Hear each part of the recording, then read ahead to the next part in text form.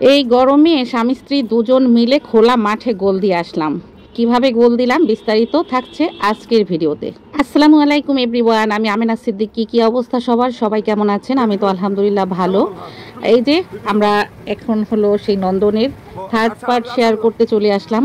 আসলে ভিডিওটা অনেক বড়, এটা শেয়ার করতে হলে অনেক সময় লাগবে, এখনও মনে হয় আরও 2 পার্ট লাগবে শেয়ার করতে। তো যাই হোক, এই যে যদি ঈদের সময় আসতাম তাহলে তো ছিল একদম নন্দন পার্ক একদম ভরা। যে কোনো পার্কে কিন্তু ঈদের সময় একদম ভরা থাকে। তো আমরা আসলাম এমন সময় যখন আর কি মানুষজন নাই, খুব কম মানুষজন ছিল, মানে খুব বলতে মানুষজন মনে হয় যেন নাই ছিল এগুলো। যা কিছু মানুষজন ছিল তারা ছিল মানে ওয়াটার ওয়ার্ল্ড সাইডে।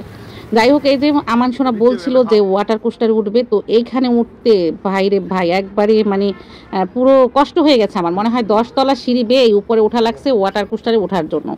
তারপর তারা তো নেমেই গেল, আর এখন এই যে সিঁড়ি থেকে আবার নামা লাগছে। স্যার কি যে গরম ছিল, মনে হচ্ছিল যেন ছোটোবেলাটাই আসলে ভালো ছিল। এই যে তারা এখন ভিজে গেছে, এখন তারা সোজা চলে যাবে ওয়াটার ওয়ার্ল্ডে গোসলের জন্য। তো এই সাইডে কিন্তু এটা কিন্তু অ্যাকোরিয়ামের ভিতরে মাছ আছে, আর এই সাইডটা দিয়ে হাঁটতে যে আমার কি ভালো লাগছিল। হাঁটতে হাঁটতে হাঁপিয়ে গিয়েছিলাম, কিন্তু আমার খুব ভালো লাগছিল দেখতে। মানে দুই পাশে তাল গাছ, আর আপনারা তো জানেনই যখন প্রচণ্ড বাতাস আসে তখন তাল গাছে কিন্তু কীরকম যেন একটা শো শো শব্দ আসে। এই শব্দটা শুনতেও বেশ ভালো লাগে। তারপরে পাখির কিচিরমিচির ডাক, এই ডাকগুলো আমার কাছে খুব ভালো লেগেছে এই সাইডটাতে। তারপর যাই হোক, এখন কিন্তু আমরা যাচ্ছি ওয়াটার ওয়ার্ল্ড সাইডে। ওই সাইডে বাচ্চারাও যাচ্ছে, ওর বাবাও যাচ্ছে, আর আমি এই যে হেঁটে হেঁটে দেখছিলাম। আমার কাছে এই দৃশ্যগুলো খুব ভালো লাগছিল, কি সুন্দর যে লাগছিল চারপাশ। মানে এইখানে না, মানে যদি গরম না হতো, প্রচুর গরম না হতো, তাহলে উপভোগ করা যেত। যেহেতু অনেক গরম সেই জন্য বেশি একটা ভালো লাগছিল না। এই যে তো আমার বড় হলো টিকিট দিচ্ছিল, এখানে 600 টাকা করে লাগে ঢুকতে। তো মুজাহিদের কোনো টিকিট লাগেনি, শুধু আমান এবং আমার লাগছে। আমার বর এখানে ঢুকবে না, সে হলো মসজিদে চলে যাবে, কারণ নামাজের টাইম হয়ে গেছে। এই যে এই সাইডে ঢুকে পড়লাম, আর ঢুকে দেখেন তারা কিন্তু আর আমার কোনো অপেক্ষাই করে নাই, তারা লাফ ঝাঁপ দিয়ে নেমে পড়েছে পানির ভিতরে। প্রথমে ভাবছিলাম যে মুজাহিদ ভয় পেয়ে যাবে, আসলে সে তো ভয় পাওয়ার বান্দা না, কারণ তার এইটুকু বয়সে সে 2বার কক্সবাজার, একবার সেন্ট মার্টিন, একবার কুয়াকাটা, তো তার 4বার সমুদ্র সৈকত ভ্রমণ করা হয়ে গেছে।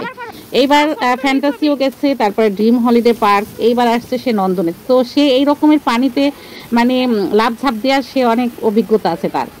যাই হোক, এখান থেকে সে উঠে পড়লো, আর উঠে পড়লো মানে এপাশে অনেক রকমের হলো ইয়ে আছে পানির নামার।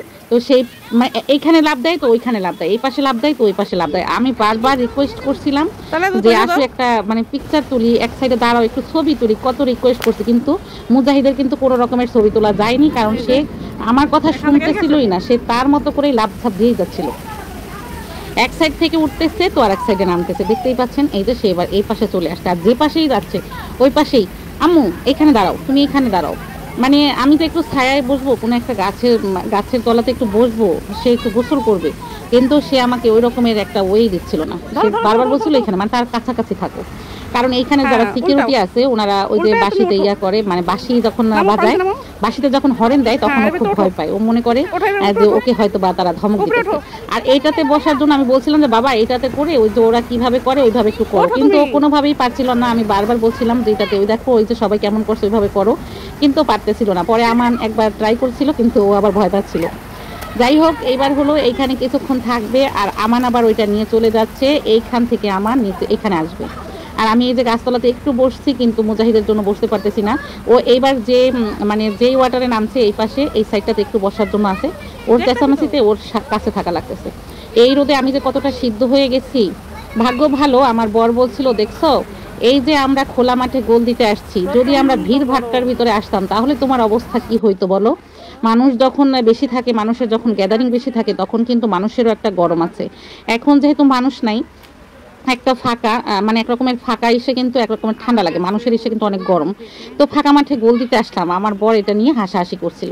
যাই হোক ছোট হলে কি ভালো হতো তাই না, তাহলে আমিও এরকম একটু লাভ ছাপ দিতে পারতাম। মনে মনে আমিও কিন্তু এখানে গোসল করে নিয়েছি, কিন্তু আমি তো আর ওখানে যাইনি। আসলে অনেক মেয়েরাও কিন্তু মহিলারাও কিন্তু গোসল করে, কিন্তু আমার এই ধরনের কোনো ইয়া নাই। যাই হোক, আমি তো আর গোসল করবো না, বাচ্চাদের এগুলো দেখেই অনেক আনন্দ পাচ্ছিলাম, অনেক খুশি হচ্ছিলাম, কারণ ওরা যেহেতু অনেক এনজয় করছিল, ওদের এনজয় দেখেই আমার অনেক ভালো লাগছিল। তো এই ছিল আজকে শেয়ারিং, আজকের মতো এখানেই বিদায় নিচ্ছি। আল্লাহ হাফেজ।